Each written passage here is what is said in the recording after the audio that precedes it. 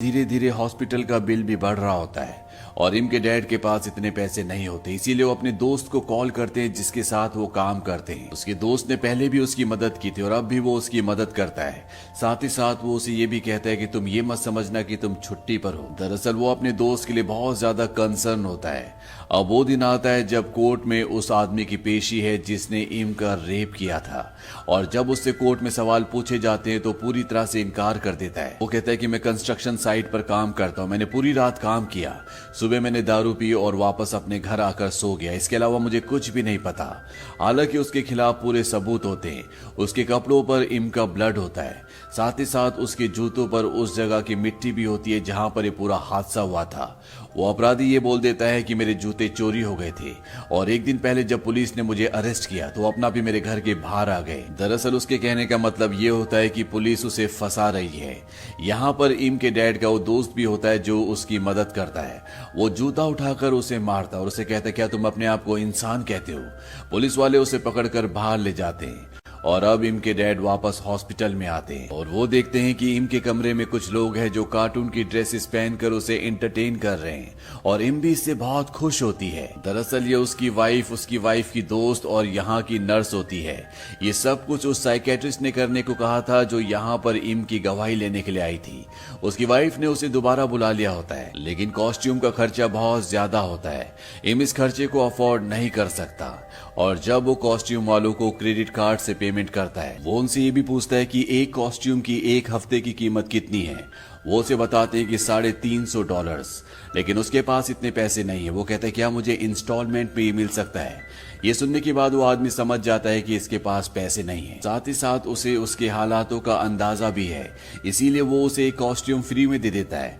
वो कहता है जब तुम्हारा काम हो जाए तो मुझे लौटा देना। और ये ड्रेस ये फेस कोकोमोंग का होता है और अब उसके डैड वो कोकोमोंग की ड्रेस पहनकर उसके कमरे में जाते हैं, जिसे देखकर वो बहुत खुश हो जाती है।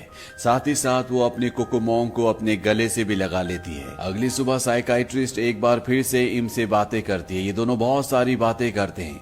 साइकाइट्रिस्ट इम को ये भी बताती है कि तुम्हारे स्कूल खुलने वाले हैं। दरअसल समर वेकेशन चल रही थी। वो इम से पूछती है क्या तुम स्कूल जाना चाहोगे। इम कहती है कि नहीं। दरअसल इम को लगता है कि जो भी उसके साथ हुआ है वो उसके सब दोस्तों को पता है, इसीलिए वो शर्मिंदगी की वजह से स्कूल नहीं जाना चाहती। साइकाइट्रिस्ट उससे पूछती है कि तुम्हें कैसा लगता है और यहाँ पर हमें पता चलता है कि इम के दिल और दिमाग में क्या चल रहा है। वो बताती है कि मेरी वजह से मेरे मॉम डैड काम पर नहीं जा पाते, साथ ही मेरी बीमारी में यहाँ पर इलाज में बहुत ज्यादा खर्चा भी हो रहा है। ये मुझे बिल्कुल भी अच्छा नहीं लगता। हालांकि मैं अपने दोस्तों को स्कूल को बहुत मिस करती हूँ, पर पता नहीं कि मैं स्कूल जा पाऊंगी कि नहीं। मैं हर रात को सोने से पहले प्रे करती हूँ कि अगली सुबह जब मैं उठूं तो सब कुछ ठीक हो जाए, ये एक सपना हो। पर जब भी मेरी आंख खुलती है तो सब कुछ वैसे ही रहता है जैसा इस वक्त है। मेरी ग्रैनी हमेशा कहा करती थी कि मैं मरना चाहती हूँ। उस वक्त मैं उस बात को नहीं समझ पाती थी, लेकिन अब मैं उस बात को समझ सकती हूँ। पता नहीं मैं पैदा ही क्यों हुई। दरअसल उसके दिल और दिमाग में बहुत सारे ऐसे घाव हैं जिन्हें भरने में अभी बहुत वक्त लगेगा। अब उसकी मॉम डैड उसे घर लेने के लिए आ जाते हैं, लेकिन अभी भी वो अपनी डैड की तरफ नहीं देखती। इसीलिए जब उसके डैड ड्राइव करते हैं तो वो बीच में एक पर्दा लगा लेते हैं। अब इनकी गाड़ी उस जगह से गुजरती है जहां पर इनके साथ ये हादसा हुआ था और उस जगह को देखकर उसकी तबीयत खराब होना शुरू हो जाती है। उसके डैड फास्ट ड्राइव करके घर पहुंच जाते हैं, पर गाड़ी से उतरते उसे वॉमिट हो जाती है। तभी वो अपनी मॉम की शॉप के बाहर देखती है कि वहां पर उसके दोस्तों ने, खास तौर पर पीट ने, बहुत सारे उसके लिए अच्छे अच्छे नोट्स लिखे होते हैं। ये देखकर उसे अच्छा लगता है। अगली सुबह पीट उसके डैड के पास आता है और वो कहता है कि अगर उस सुबह मैं इम के साथ गया होता तो उसके साथ ये हादसा नहीं होता। और ये कहने के बाद वो जोर जोर से रोने लग जाता है। इम के डैड समझाते हैं कि तुम्हारी इसमें कोई भी गलती नहीं है। इम के दोस्तों ने यहाँ पर उसे बहुत सारे ग्रीटिंग कार्ड्स लिखे होते हैं, इसीलिए अब उसके अंदर कॉन्फिडेंस आ जाता है। और अगले दिन उसकी आंट उसे स्कूल ले जाती है, पर उसके पेट में जो उसका क्लोस्टमी बैग बंधा होता है जिसमें उसका वेस्ट मटेरियल आएगा, उससे उसे थोड़ा सा अजीब लग रहा होता है, क्योंकि जब बच्चे पूछेंगे कि ये क्या है तो उसके पास इसका कोई भी जवाब नहीं होगा। साथ ही साथ यहाँ पर उसके दोस्त भी उसे देख रहे होते हैं, इसीलिए इम थोड़ा सा घबरा जाती है। पर तभी उसके डैड वहां पर कोकोमोंग की ड्रेस पहनकर आ जाते हैं, जिससे उसे देखकर बहुत खुशी होती है और साथ ही साथ कॉन्फिडेंस भी आता है। और वो अपनी आंट के साथ स्कूल चली जाती है। यहाँ पर उसके डैड हमेशा उसे चेस करते रहते हैं ताकि उसको अकेलापन ना लगे, और वो उसकी टीचर से ये भी कह देते हैं कि उसे मेल टीचर से दूर रखे, क्योंकि वो जानते हैं कि मेल्स को लेकर उसके दिल में बहुत डर है। साथ ही साथ वो अपनी बेटी के लिए एक बैग भी लाते हैं जो कमर में बांधने वाला होता है, जिसमें वो चॉकलेट डाल देते हैं ताकि जब बच्चे उसे पूछे कि तुम्हारी कमर में क्या है तो वो बता सके कि ये बैग है जिसके अंदर चॉकलेट है।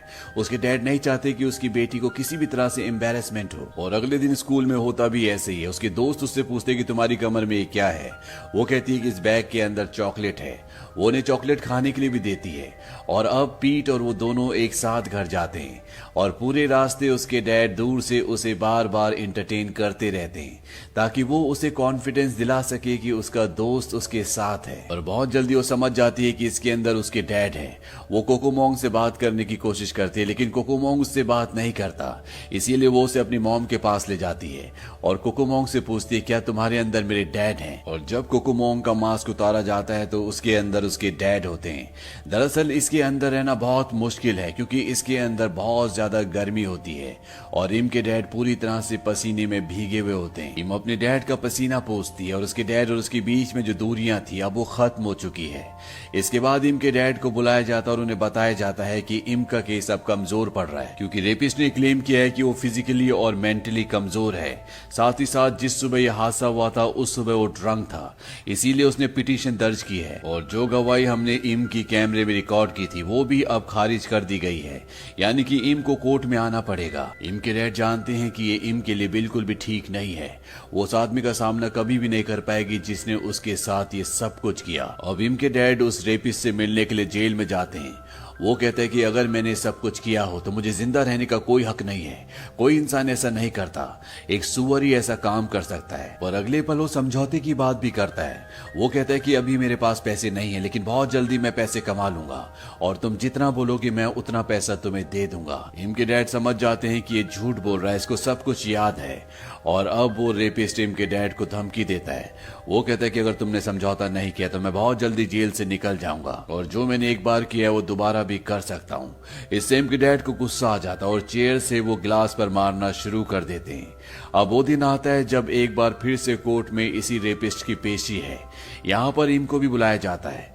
इम इसे पहचान लेती है, पर बावजूद इसके जज उसे केवल 12 साल की सजा देता है।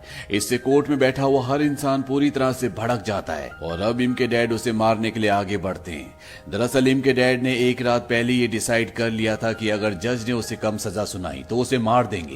इम ने ये बात सुन ली थी, और जब इम के डैड उसे मारने के लिए जाते हैं तो इम अपने डैड का पैर पकड़ लेती है। वो अपने डैड से रोते रोते कहती कि डैड घर चलो।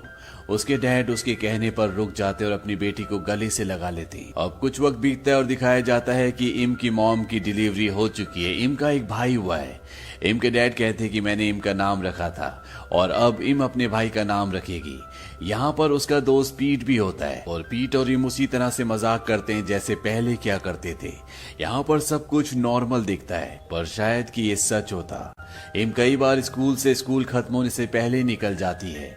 आज भी वो उस सदमे से बाहर नहीं निकल पाई, पर ये सच होता है कि उसके भाई की उसकी जिंदगी में आने के बाद उसकी जिंदगी में एक नई उम्मीद, नई खुशी, नया पर्पस आया है जो उसे जिंदगी में एक नई दिशा देता है। ये कहानी कुछ लोगों की जिंदगी का ऐसा दर्द है जो जिंदगी भर उनके साथ रहता है, जिसे चाहकर भी इस दुनिया का कोई इंसान महसूस नहीं कर सकता। भले उन्हें इस दुनिया की सारी खुशियां चांद तारे तोड़कर दे दो, लेकिन जो उनके साथ बीता होता है, जो बीत रहा होता है, उसे समझ पाना, महसूस करना किसी भी इंसान के बस की बात नहीं है। तो ये थी एक कोरियन कहानी जिसका नाम है होप। ये मूवी ईयर 2013 में रिलीज हुई थी। IMDb पर इसकी रेटिंग है 8.3। उम्मीद करता हूँ कि इस कहानी से आप, मैं और हम सब कुछ न कुछ जरूर सीखे होंगे।